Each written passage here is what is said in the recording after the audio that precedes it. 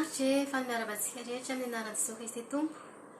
Ilaindray no iraiko amin'ity androany ity dia mitondra lohateny hoe misy problèmenao. Misy olana ve ianao, misy atsaina, mananolana, ento amin'i Jesosy Kristy ny olanao fa izy irery ihany no afaka hamahanao. Ary malora tena ho azy, raisy izy ho tompo sy mpamonjy ny fiainanao dia ho raisina tanana momba anao rehetra ary izy ihany fiainanao.